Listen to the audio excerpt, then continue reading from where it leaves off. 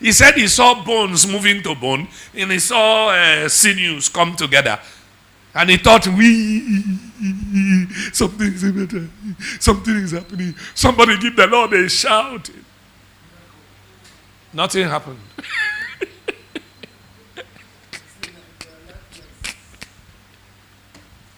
They were lifeless. And this is me now saying, I begin to wonder what Ezekiel must have been thinking in his heart. God, nothing is happening. It's true, the place shook. I saw everything come. But God, they are still the way they are now. God said to him again, speak to the winds of the four corners. Listen, when God asked him to speak to the dry bones, at least he saw bones. Now again, God is asking him to speak to the wind. Where is he going to see them? Another near impossible situation. Where is he going to see the wind? Seeing the dry bones gives a sense of confidence. You are talking to something. Now you are asked to speak to the winds of the four corners. Where is the four corner?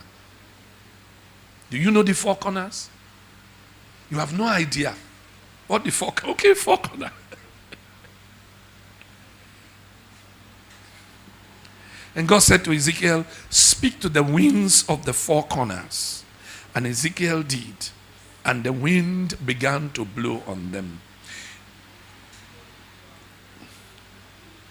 What do I want to tell you? You have what it takes to command the winds. Even the winds. If you can say what you have been asked to say, the winds will blow today.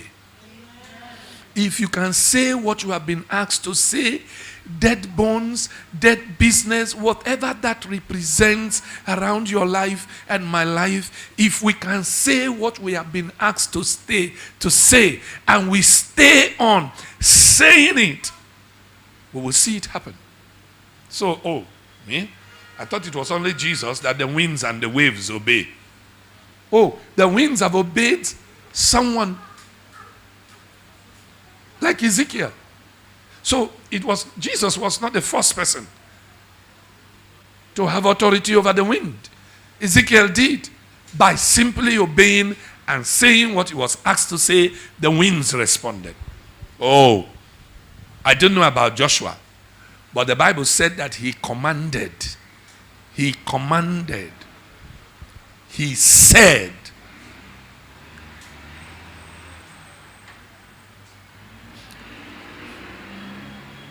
Command. The thing here is that it is command.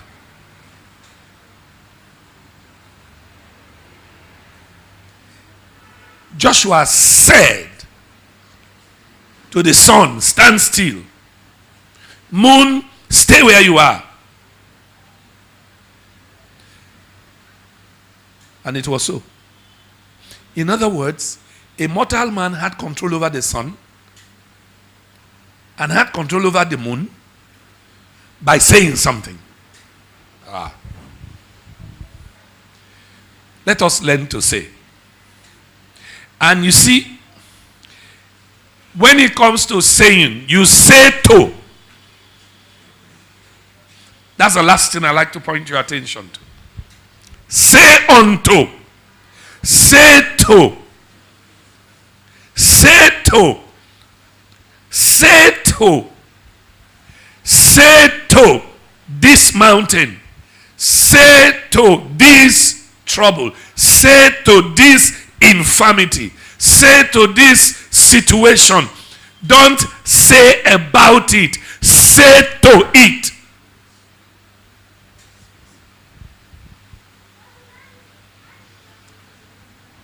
I hope that's not confusing.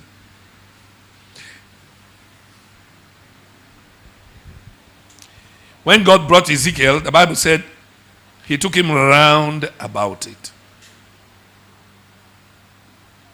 He didn't ask him to speak round about it. Please, I hope this is not difficult. He didn't say speak round about it. Many times what we do is discuss the problem. We talk around the problem. But the problem is still there. We're still talking around it and talking about it. This is about, roundabout. We are talking about it. The thing is still there. God asked him to go round. He went round. God didn't ask him to speak about it. He asked him to speak to it. Say to the dry bones. Say to the dry bones. Say to the four corners, the wind of the four corners. Don't say around. Say to. You know what that reflects? When it comes to worship, we talk to God. When it comes to solving problem, we talk to the problem.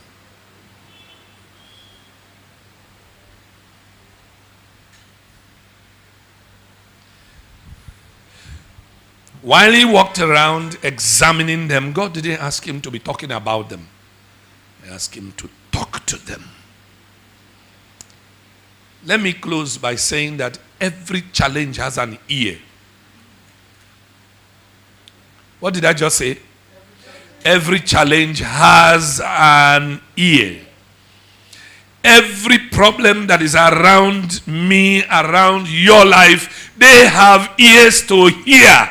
They are waiting for you to say to them what they must do.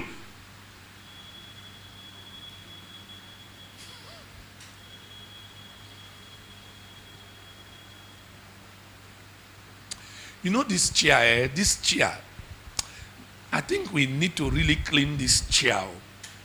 You know this chair has been here for some time. We need to clean this chair. Then I walk away. Did I say anybody should clean the chair? No. Talking about the fact that the chair has stayed long and needs to be cleaned. It's different from when I come to you and say, please, can you clean this chair? Then I have given a specific instruction. While you are talking about the problem is hearing you. But they are also talking among themselves. Since he has not asked us to do anything, let us wait now. I hope that is simple enough.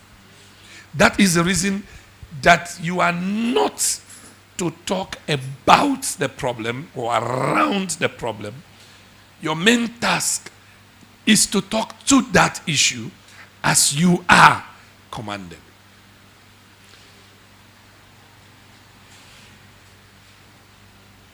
So tonight, in the next few minutes, you will speak, you will prophesy as you have been commanded. You will prophesy as you have been commanded. Mark chapter 11 and verse 23.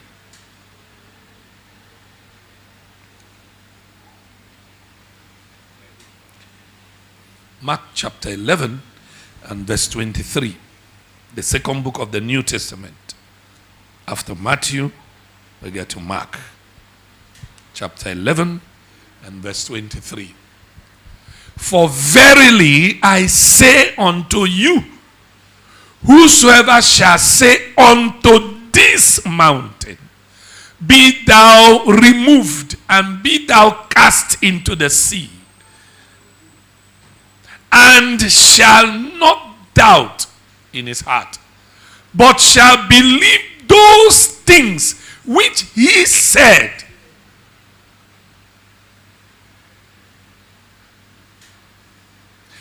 and shall believe, but shall believe those things which he said shall come to pass.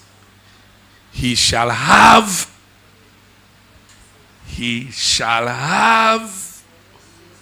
whatsoever. I'm not reading new scriptures to us. We've been reading all of these scriptures. Especially if it is this church. Scriptures run like water.